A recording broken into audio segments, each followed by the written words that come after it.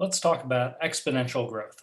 So we have our exponential function, a times b to the x power. We're going to define a to be the initial value or the starting value of this function. It's what you begin with. And then we also say that b is sometimes referred to as the growth factor or the growth multiplier for this function.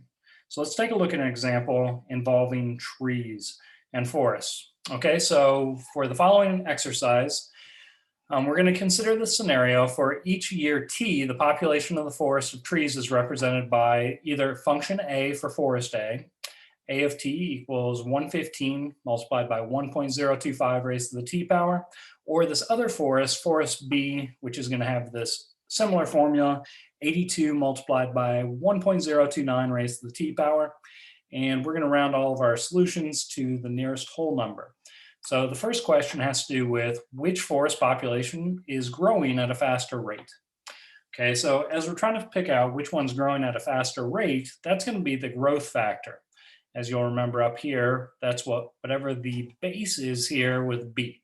So we're actually comparing for forest A and forest B, we're comparing their growth factors, the number that's raised to the t power.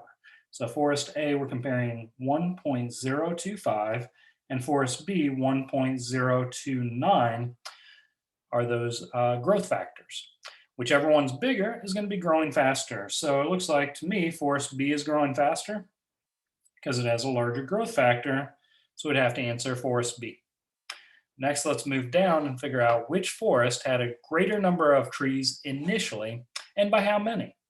So again, the initial value is given by whatever A is in here, the number out in front that doesn't have the exponent attached to it.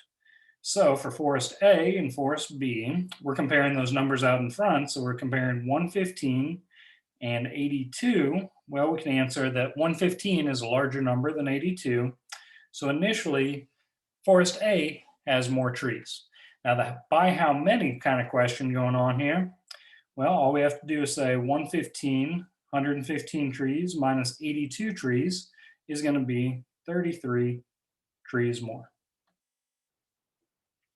All right, last question on this problem. Assuming the population growth model continues to represent the growth of the forest, which forest will have a greater number of trees after 20 years? And then by how many? So 20 years into the future. Well, you may notice up here that for each year, t is in years. So what we want to do is actually evaluate a of 20 years into the future. And to do that, we're going to plug in 20 into that function for our value of t. So 115 multiplied by 1.025 raised to the 20th power. And we wanted to go to the nearest whole number. So let's go ahead and approximate this to be 188 trees. And we want to compare that to forest B 20 years into the future. So in this case, we plug in, we have 82 multiplied by 1.029 raised to the 20th power, which I got to be about 145 trees to the nearest whole tree. So which forest is going to have the greater number of trees after 20 years? It's got to be forest A. We're comparing 188 to 145. Last question, by how many? How many more trees does forest A have?